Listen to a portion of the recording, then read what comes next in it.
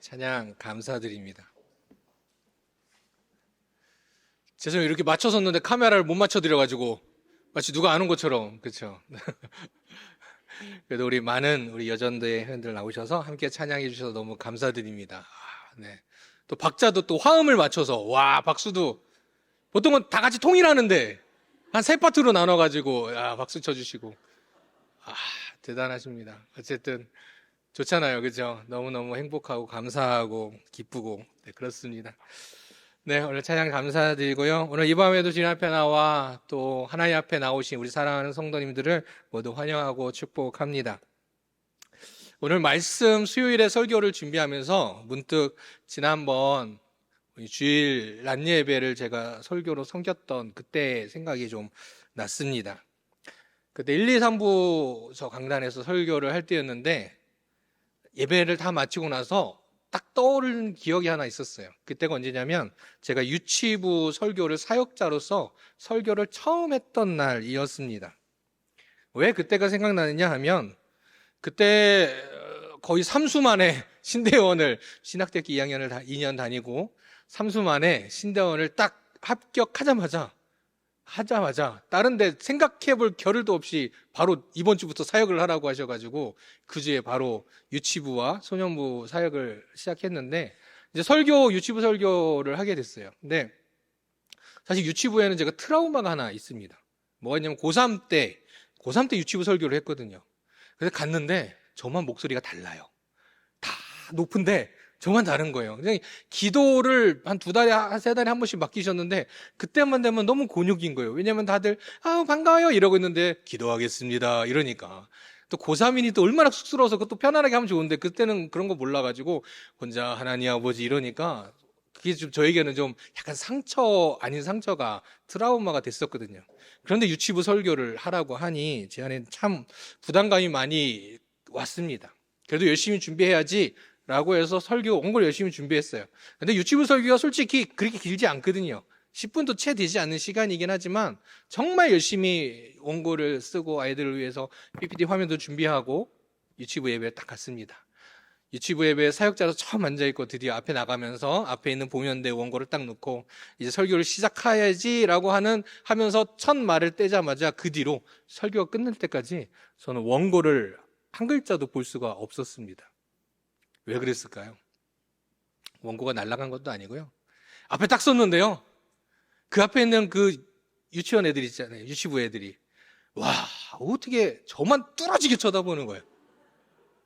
보통은 그전까지 제가 중등부를 맡았고 소년부도 잠깐 했었지만 그 애들은 대부분 올라가면 PPT 화면 보거든요. 스크린 보고.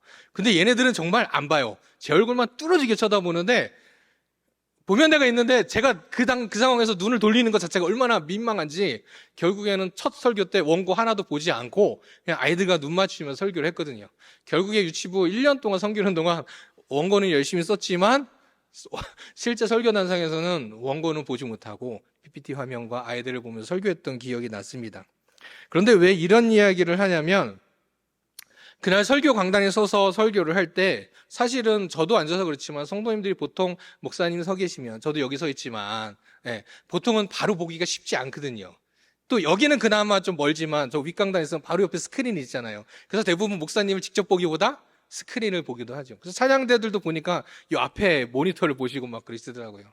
그러기도 하고 또 이렇게 보다가도 살짝 고개를 들으니까 힘들어서 고개를 숙이기도 하고 고개를 돌리기도 하고 그러시잖아요. 그런데 그날 설교하는데요. 몇몇 분의 성도님 중에 정말 설교 시작부터 끝까지 정자세로 움직이지도 않고 저만 뚫어지게 쳐다보는 성도님들이 몇 분 계셨어요. 와, 그동안 물론 열심히 보시긴 하죠. 그날은 너무 잘 보이는 거예요. 그것도 정자세로 그냥 딴 데 쳐다보지도 않고 그러다 보니까 처음엔 너무 그 눈빛이 뜨거워서 부담이 될 것 같았는데 참 신기한 건 부담이 될 것 같았던 그 시간이 부담이 아닌 다른 시간이 제겐 또 은혜로운 시간이 되었습니다.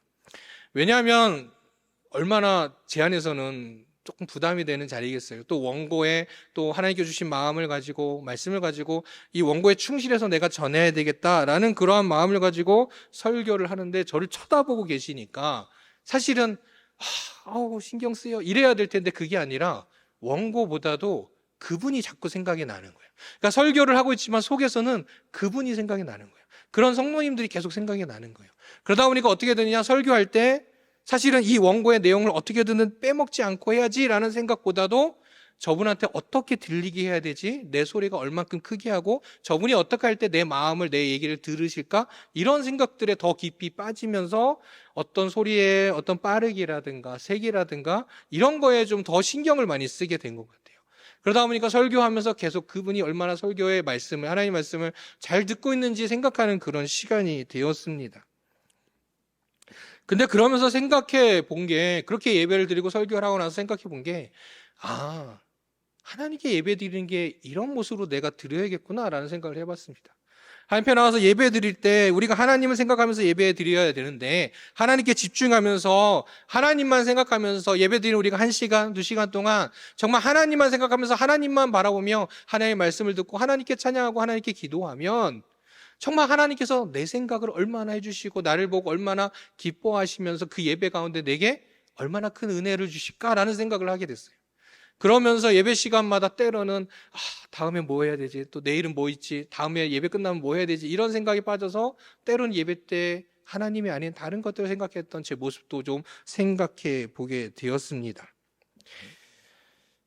수요일 오늘 이 밤, 이 저녁 하나님 앞에 성전에 나와서 예배하는 우리 사랑하는 성도님들 찬양하고 말씀 듣고 또 기도하는 이 시간에 우리의 눈과 귀와 우리의 마음이 다른 것이 아닌 하나님 앞으로 나아가기를 간절히 소망합니다. 오늘의 말씀처럼 성공이 아닌 승리의 고백, 그러니까 세상이 아닌, 세상에 가진 내 생각들, 내가 앞에 놓여진 것들, 그런 것들은 다 내려놓고 오직 하나님 앞에 집중해서 믿음으로 고백하는 오늘 예배가 되기를 간절히 소망합니다. 그렇게 예배 드릴 때 하나님께서 풍성한 은혜를 우리 사랑하는 성도님들에게 주시며 우리 안에 예배를 통해 오늘뿐만 아니라 매 예배 시간마다 하나님 앞에 집중하여 예배 드리며 나아갈 때 하나님께 주신 은혜와 또한 기쁨과 감사가 넘쳐나는 그런 예배를 드리는 참 예배자들이 바로 저와 우리 성도님들 다 되기를 주님의 이름으로 축복합니다. 오늘 말씀 준비하면서 어떤 사람이 나이대별로 조금 소소하지만 이렇게 인생에서 성공한 어떤 내용들을, 나열한 것들을 좀 봤습니다. 10대부터 이렇게 되거든요. 한번 여러분들은 성공의 삶을 살고 있는지. 자, 10대들은 성공한 아버지를 뒀으면 성공이랍니다. 20대는 뭡니까? 학벌이 좋으면 성공. 30대 좋은 직장에 다니면 성공. 자, 이제 조금씩 적용되죠. 자, 40대는 뭐 세상이니까 2차를 쏠 수 있으면 성공. 내가 누군가 밥을 사줄 수 있으면. 자, 50대 공부 잘하는 자녀 있으면 성공. 아싸, 나 성공이다. 이러신 분이 있겠죠. 다음 올라갑니다. 60대 아직도 돈 벌고 있으면 성공. 70대 건강하면 성공. 80대 여기 남자분에 대한 것 같아요. 아내가 밥 차려주면 성공. 진짜 어렵겠다. 네. 다음 90대 전화 오는 사람 있으면 성공. 100세 이상은 아침에 눈 뜨면 성공. 이렇게 됩니다. 전 보면서 90대 그 내용이 참 마음에 들었어요. 누군가 내게 전화가 오면 성공. 이 성공은 나 참 하고 싶다라는 생각을 해보았습니다. 여러분 성공한 삶을 살고 계십니까? 대단한 성공은 아니지만 그냥 누구나 한 번쯤 생각해 볼 만한 내용들이죠. 어쩌면 서점의 책들을 보면 그런 내용들 있잖아요. 1년 동안 1억 원 모으기, 이런 책들도 있거든요. 어찌 보면 그런 것보다도 훨씬 가능성 있는 성공의 내용들 아니겠습니까? 사람들은 그렇습니다. 모두 세상에서 성공하기를 바라며 살아갑니다. 또 그렇게 살기를 바라죠. 사람들이 나 자신을 보면서 참 저 사람 성공했다라는 말을 듣고 싶어 하고 또한 그렇게 듣고 싶어서 애를 쓰는 것이 또 이 세상에 살아가는 사람들의 모습이 아닌가 생각이 듭니다. 그래서 성공하기 위해 어떻게 합니까? 성공하기 위해서 부지런히 살기도 하고요. 성공하기 위해서 죽어라 공부하며 자격증을 따는 이들도 있고요. 또 어떤 사람은 성공하기 위해서 외모를 꾸미기도 하고요. 근데 때로는 어떤 사람은 성공하기 위해서 불법이라 할지라도 서슴지 않는 사람들도 있습니다. 그렇게 사회생활을 하다 보면 이렇게 하면 성공한다, 이렇게 하면 성공해 라는 말들을 많이 듣게 되고 그 성공의 길들을 따라가게 되는 게 이 사회에 살아가고 있는, 이 세상 살아가고 있는 사람들의 모습이 아닌가 생각됩니다. 그것이 세상에서 말하는 성공이죠. 그리고 사람들은 그것이, 세상에 성공하는 것이 바로 세상을 이기는 것이다 라고 말을 합니다. 그렇다면 오늘 제목은 성공이 아니라 라고 말을 했는데 성공이 과연 나쁜 것일까? 아니요, 성공하는 것 자체는 아무런 문제도 없지요. 앞서 말해줬던 여러 가지 성공을 이야기했는데 성공은 문제가 없습니다. 그리스도도 우리들도 믿음의 사람들도 당연히 성공할 수 있고 또한 성공의 자리에 앉아 있을 수도 있습니다. 예수님을 잘 믿고 그로 인해 세상에서 성공하는 것. 근데 오늘 함께 질문 던지고 싶으면 어쩌면 이게 진짜 승리의 고백이라고 생각하고 있지는 않으십니까? 그런데 살다 보면 정말 예수님을 잘 믿는 성도들이 모두 다 세상에서 말하는 이 성공의 자리에 놓여 있는가 또한 생각해 보았으면 좋겠습니다. 그럼 이렇게 생각할 때 반대로 성공하지 못한 사람은 예수님을 잘 믿지 않는 사람일까요?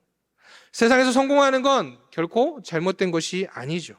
그러나 성공을 바라고 성공을 쫓아가는 삶, 그로 인해서 세상을 이기는 것이 아니라 세상에 속하여 살아가는 삶, 그 삶은 성경이 말하는 승리의 삶은 절대 아니라는 것입니다.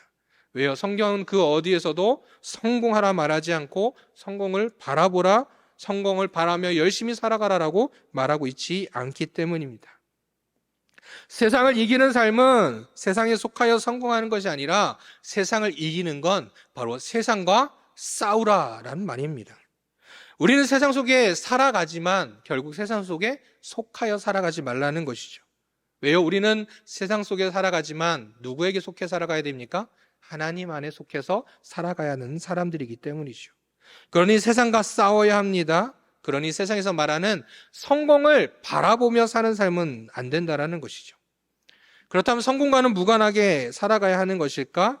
그리스도인들은 하나님 안에 속한 자들로서 살아가기에 세상에서 성공이 아닌 실패만 하며 살아가는 자들이 되어야 할까요? 물론 성경에서도 열심히 수고하고 열심히 땀 흘리며 살라고 이야기합니다. 그러나 중요한 것이 하나 있는데요. 그 모든 것이 다 하나님의 은혜라는 사실을 성경은 말해주고 있습니다. 우리가 바라는 것은 물론 세상에서 성공할 수도 있고 못할 수도 있지만 우리가 바라는 것은 성공이 아니라 무엇이요? 바로 하나님의 은혜를 바라봐야 합니다. 그리스도인이 바라봐야 되는 삶, 세상에서 이기는 삶은 바로 은혜의 삶이라는 것이죠. 오늘 이 요한일서 5장 본문 바로 앞 1절에 보면 하나님의 사랑을 받는 사람은 하나님께서 난 자라 그렇게 말하고 있습니다. 또한 하나님께로부터 난 자는 바로 하나님의 사랑을 받는 자들이죠. 하나님의 자녀인 우리들, 그리고 하나님 안에 속한 우리들을 하나님께서는 사랑하신다라고 말씀해 주고 있습니다. 그 하나님 사랑의 결정적 증거가 바로 무엇입니까? 예수님이십니다.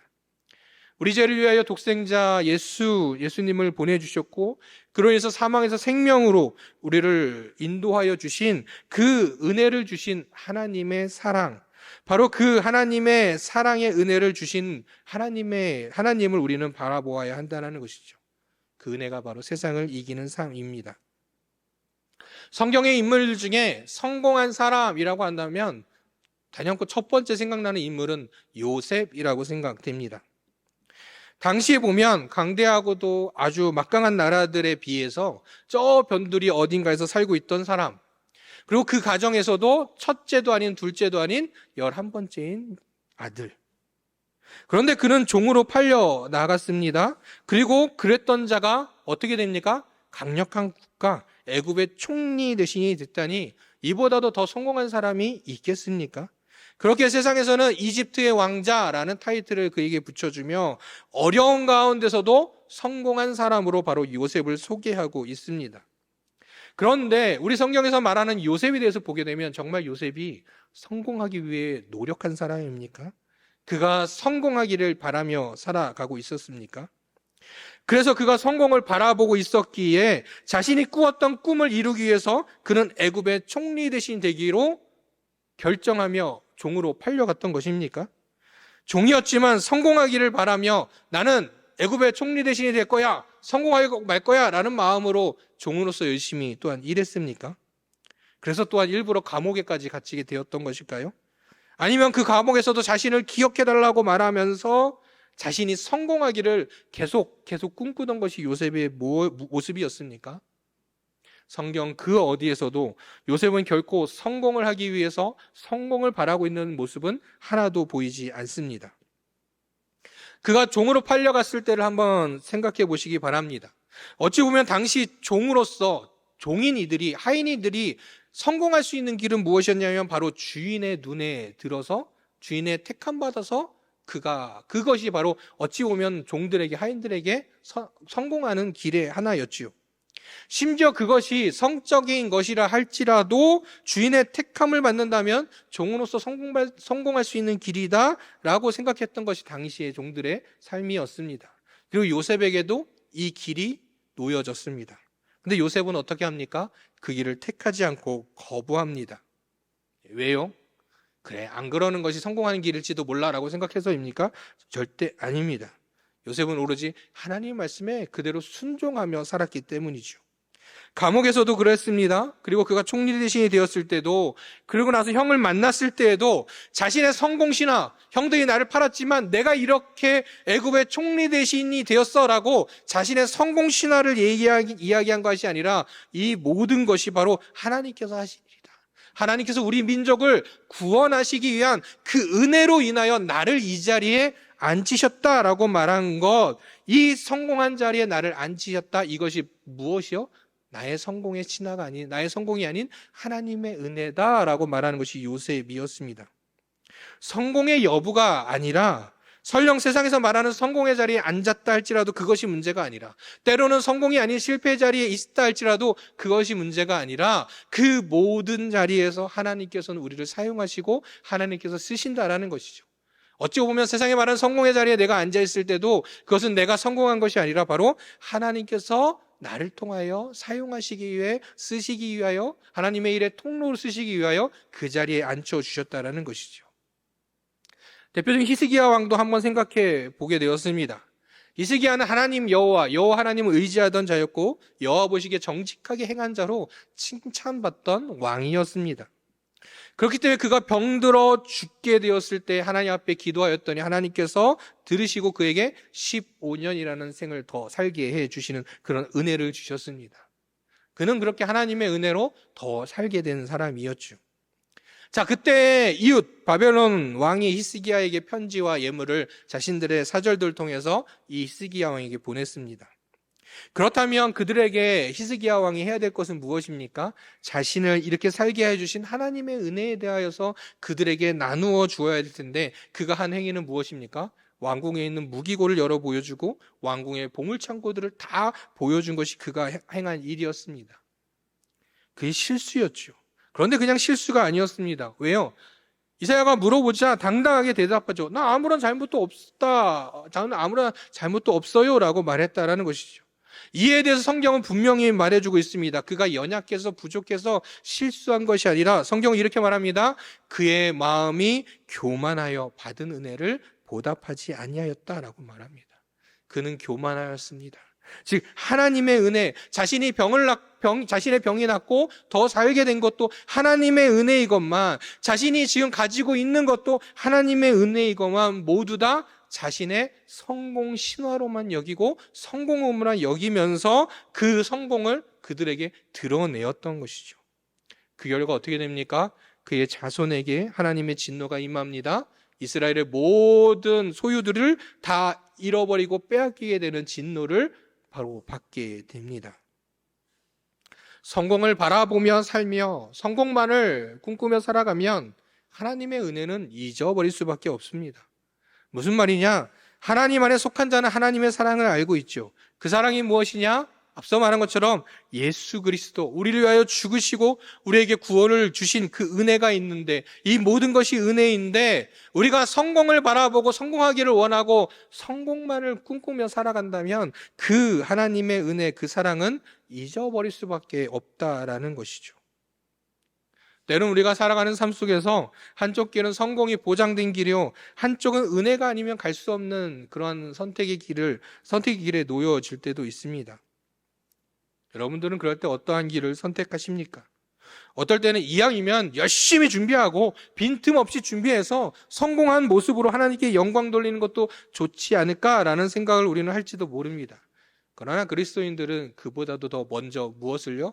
하나님의 은혜를, 그 하나님의 은혜가 아니면 갈 수 없는 그 길을 선택하는 우리의 삶이 되어야 할 줄을 믿습니다. 세상에 보면 하나님의 은혜를 구하며 사는 삶은 어찌 보면 외줄타기 가는 것처럼 보일지도 모릅니다. 세상에서 보는 사람들은 그래요. 하나님이 그냥 훤히 성공의 길이 놓여져 있음에도 불구하고 하나님의 은혜를 구하며 살아가는 사람을 세상에서 바라볼 땐 외줄 타는 사람처럼 위태위태해 보일 수도 있습니다. 나의 노력과 열심히 하는 것으로 성공의 길이 아닌 은혜를 구하는 길로 가는 것, 그것은 세상이 볼 때 정말 불안한 길일 수밖에 없겠죠. 그러나 실제로는 어떠하냐? 세상에서 가장 안전한 길이라는 것입니다. 무엇보다 승리가 보장된 길입니다. 왜요? 하나님의 은혜를 구하는 길에는 하나님의 뜻이 담겨져 있는 것이고, 그 길에는 무엇보다도 세상에 그 무엇도 세울 수 없는 완전한 계획이 바로 그 하나님의 뜻이 담겨져 있는 바로 승리를 향한 길이기 때문입니다. 사랑하는 성도 여러분, 하나님의 자녀는 세상에 속하여 세상에 순응하며 사는 자가 아니라 세상과 싸워 세상을 이기며 살아가는 자들입니다. 바로 세상의 성공을 바라보며 그 길을 걸어가는 자가 아니라 세상 속에 있다 할지라도 하나님 안에 속한 자들로 하나님의 은혜를 늘 바라보며 승리를 고백하며 살아가는 삶이 되어야 할 줄을 믿습니다. 이곳에 있는 저희들 모두가 오직 성공이 아닌 무엇이요? 하나님의 은혜만을 바라보며 살아가는 믿음의 성도들, 하나님의 자녀들이 다 되기를 주님의 이름으로 축복합니다. 하나님께 난 자는 하나님의 사랑을 받습니다. 그리고 그 사랑으로 이웃을 사랑하고 세상을 사랑하며 살아갈 수 있고, 이것이 무엇이요? 하나님의 은혜라고 이야기했습니다. 이와 동시에 하나님께서 하나님으로부터 난 자에게 주시는 것이 있는데, 그것은 바로 세상을 이기는 승리다라고 성경은 말씀하고 있습니다. 여기서 말하는 세상은 어떤 곳이냐? 사단이 지배하고 있는 세상입니다. 하나님의 말씀은 거역하고 그냥 자기들 생각대로 살아가는 그런 악한 세상, 공중권세 잡은 마귀들로 죄악이 가득하며, 또한 그 마귀들은 어떡합니까? 자기들만 노는 것이 아니라 우는 사자같이 우리를 삼키려, 우리를 믿음의 사람들을 계속 유혹하고 넘어뜨리려고 하는 그런 마귀들이 가득한 곳이 바로 세상입니다. 그러한 세상에서 하나님의 은혜로 살아가는 우리에게 주신 것은, 하나님께서 주신 것은 무엇이냐? 그곳과 떨어져 숨어서 사는 삶이 아니라 어떤 삶이요? 승리하는 삶을 우리에게 허락해 주셨습니다. 무엇이 우리로 하여금 이 세상에서 승리하는 삶을 살 수 있게 할까요? 성경은 바로 우리의 믿음이라고 말해주고 있습니다. 믿음이 세상을 이기게 합니다. 이 믿음은 무엇을 향한 믿음이냐? 바로 예수님께서 하나님의 아들이시며 바로 그리스도이심을 믿는 믿음을 말하고 있습니다.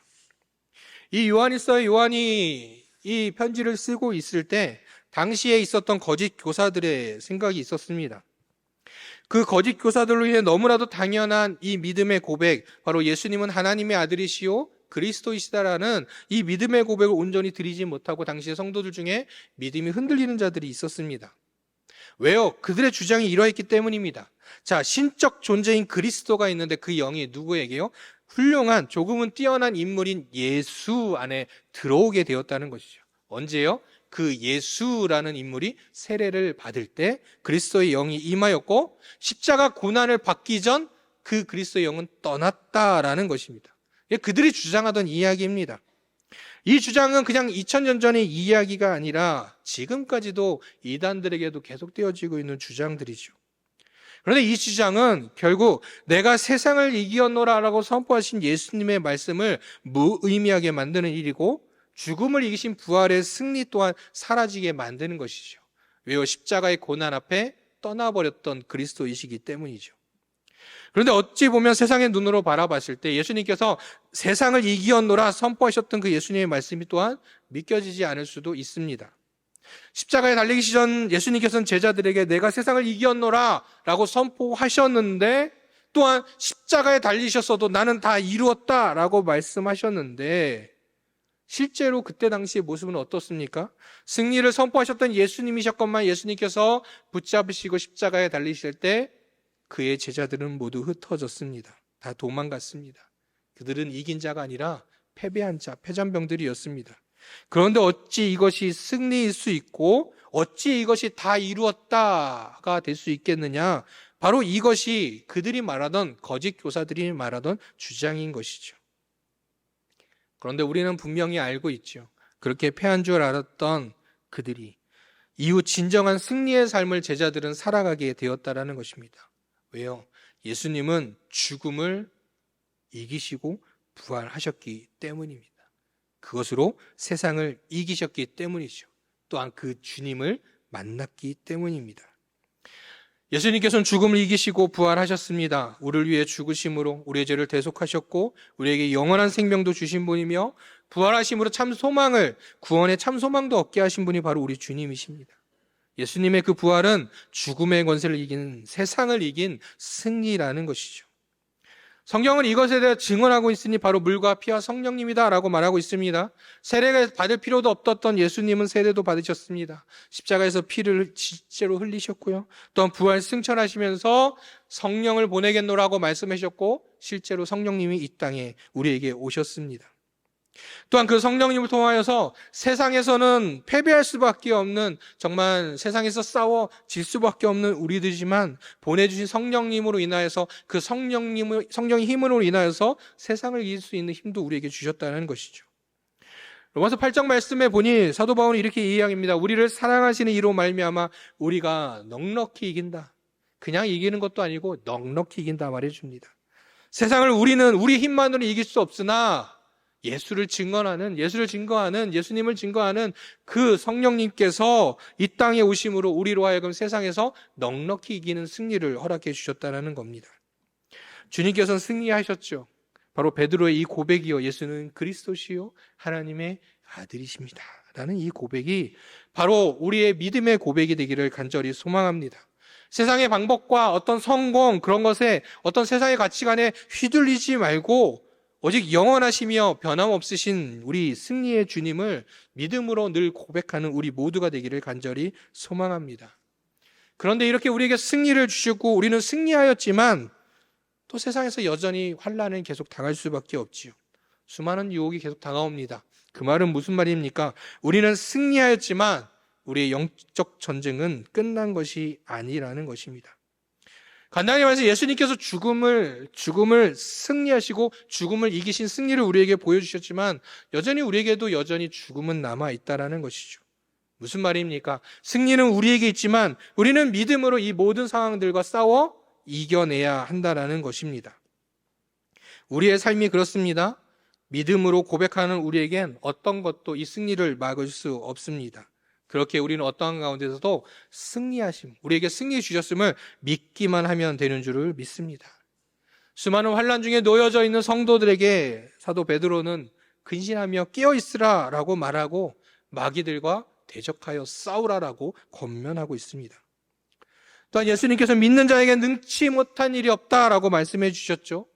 또한 수많은 환난과 고난과 시련 앞에서도 믿음으로 극복하며 내게 능력 주신 자 안에서 내가 모든 것을 할 수 있느리라 라고 말했던 사도 바울의 고백이 바로 이러한 믿음의 고백이었습니다. 사랑하는 성도 여러분, 초대교회 성도들은 예수님을 주님으로 고백하면서 예수님을 그리스도다, 하나님의 아들이다 고백하면서 그러한 세속적인 죄악이 가득한 세계 속에서도, 세상 속에서도 살아냈습니다. 험난했던 세상을 그렇게 이겨냈지요. 바로 죽음을 이기신 승리자, 부활하신 예수님이 있었기 때문입니다.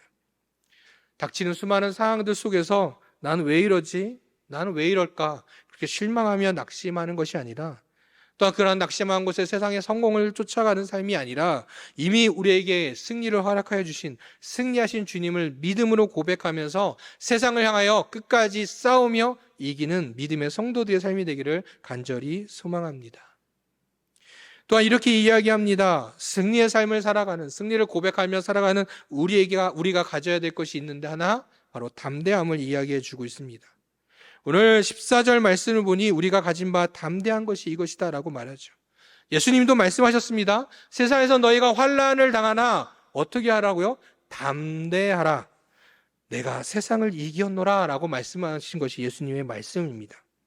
담대한 믿음을 보이는 것, 그것에서 가장 첫 번째는 바로 우리의 기도의 삶인 줄로 믿습니다.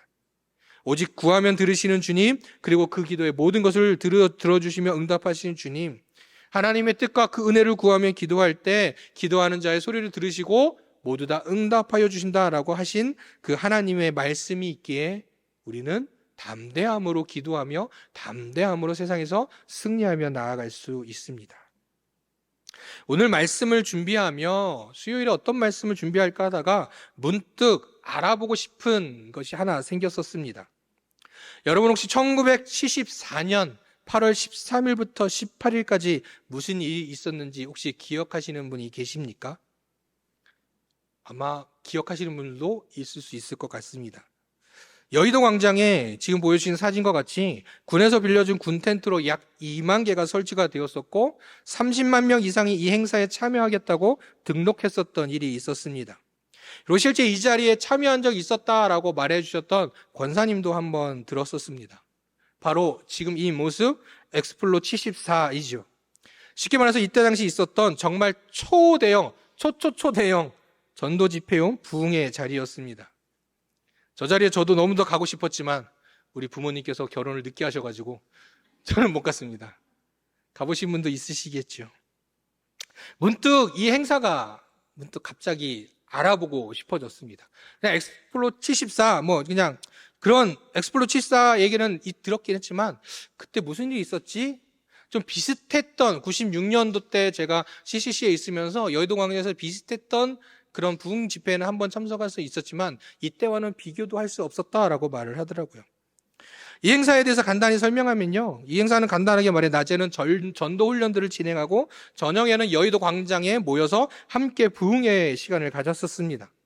여의도의 광장에는 텐트가 어마어마한 수가 설치가 되었었는데 당시 수치상으로는 수용 가능 인원이 8만 명이었다고 합니다. 하지만 실제로는 15만 명이 그곳에 텐트를 치고 그곳에서 숙식하고 그곳에 훈련받으며 부흥에 참석했습니다. 그것만으로는 부족해서 주변에 있는 학교들, 심지어는 걸어서 1시간 정도가 걸리는 곳 학교를 또 빌려가지고 그곳에서 숙소로 잡고 또한 낮에는 그곳을 훈련받고 1시간을 걸어서 여의도 광장에 와서 저녁에 부흥의 집회에 참석했었다라고 합니다. 당시 예상 인원, 집회를 준비했던 그 진행팀에서 예상 인원은 30만 명이었다고 합니다. 그래서 등록도 30만 명이 했는데 당시 진행팀 추산으로는 매일 적은 날은 60만 명, 많은 날은 100만 명 이상이 모이는 그런 뜨거운 부흥의 자리였다고 합니다. 그리고 이 부흥의 자리 이후에 그곳에 모였던 이들이 각자의 교회와 또 삶으로 다 돌아와서 감격을 나누면서 신앙의 기초를 다시 한번 세우는 그런 시간이 되었고 영적으로 성숙하였고 또한 이것이 어찌 보면 우리나라 역사로 두 번째 평양 대부흥 이후로 역사적으로 한국교회의 폭발적인 성장의 불씨가 되는 그런 부흥회가 되었다라고 합니다. 그런데 이 어마어마한 부흥의 이야기를 딱 들으면서 그 뒷이야기 하나를 듣게 되었습니다. 이 행사에서 가장 앞서며 가장 열심히 했었던 그런 선교단체가 있었는데 CCC라는 선교단체였습니다. 그때 CCC 선교단체의 그 김중호 목사님께서 이 모든 일들을 진행하셨었는데요. 이 엑스플로 74를 진행하겠다라고 72년도 2년 전에 선포를 하였고 그리고 75년 여름에 그 CCC 선교단체의 간사님들과 함께 기도회를 갖는 자리가 있었다고 합니다. 그때 간사들이 71명의 간사들이 모여 있었는데요. 그 간사들이 이 엑스플로 74는 불가능합니다 라는 불가능한 항목들을 74가지 74가지나 적어서 전지 2장에다가 빼곡히 적어가지고 목사님에게 드렸다고 합니다. 목사님 안 돼요. 이렇게 많아요. 안 될 이유가 이렇게 많아요 라고 보여줬다고 합니다. 사실 지금 와서 생각해봐도요. 당시로서 이런 행사를 진행하는 선교단체가 있다는 것도 불가능하고 한국교회가 이렇게 한다는 것도 사실은 불가능합니다. 제가 96년도 때도 한번 여의도 광장에 모였었다고 했는데 초교파적으로 모였다고 했는데 이때와는 비교도 할 수 없는 정말 비교도 할 수 없었습니다. 솔직히 지금 이 일들을 하라고 해도 아마 누가 할 수 있을까요? 근데 이때 이 간사님들의 이야기를 들은 그 김중호 목사님께서 그곳에 모인 간사님들과 함께 말씀을 한 구절 나누었다고 합니다. 바로 오늘 말씀 요한일서 5장 14절 15절 말씀입니다. 그를 향하여 우리가 가진 바 담대함이 이것이니 그의 뜻대로 무엇을 구하면 들으심이라. 우리가 무엇이든지 구하는 바를 들으시는 줄을 안즉 우리가 그에게 구한 그것을 얻은 줄을 또한 아느니라. 이 말씀을 함께 나누고 나서요 2가지의 질문을 던지셨답니다. 자, 먼저는 이겁니다. 한국교회 전 성도의 10분의 1이 되는 30만 명을 훈련시키는 것이 여러분 하나님의 뜻입니까? 나의 뜻입니까? 여자 간사님들은 하나님의 뜻입니다 라고 대답을 했습니다. 그리고 2번째 질문합니다. 그러면 하나님의 뜻대로 구하면 들어주십니까? 안 들어주십니까?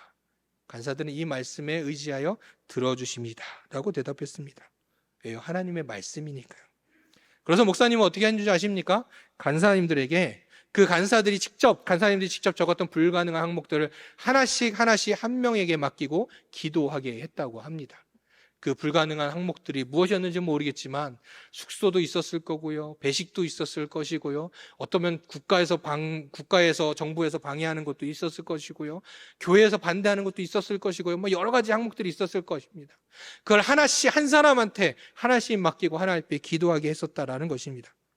정말 불가능하다고 생각했던 그런 항목들로만 가득할 때 담대함으로 주님의 말씀을 붙들고 그렇게 기도하며 진행하였더니 주님의 승리를 고백하게 되었다라는 것이죠. 그리고 그 이후로 여전히 다시 회복하지 못하고 있을 정도로 한국 교회에 있어서 아주 중요한 역사적 사건이 되었다라고 합니다. 자, 그러면 너무 좋죠. 하나님의 은혜로 담대한 믿음으로 했으면 이 행사에 아무 일이 없었을까요? 6일 동안 진행되었는데 정말 모두 다 감사함으로 승리함으로 잘 진행되었을까요? 먼저 먹는 거, 배식을 나눠준 것이 결코 쉽지 않았다고 합니다. 원래 예상인원 몇 명이요? 30만 명 예상했는데 실제로 몇 명이요? 60만 명, 150만 명 막 이렇게 모였다고 합니다. 그래서 어떨 때는 밥을 나눠주는데 반찬이 부족해서 그냥 새우젓갈 하나 하고 단무지 하나 주는 경우도 많았고요. 심지어 그것을 각 학교로 멀리 떨어져 있는 곳으로 배달시킬 때 그 기사들 중에 몇몇 사람이 그걸 가로채서 팔아버리는 일도 있었답니다.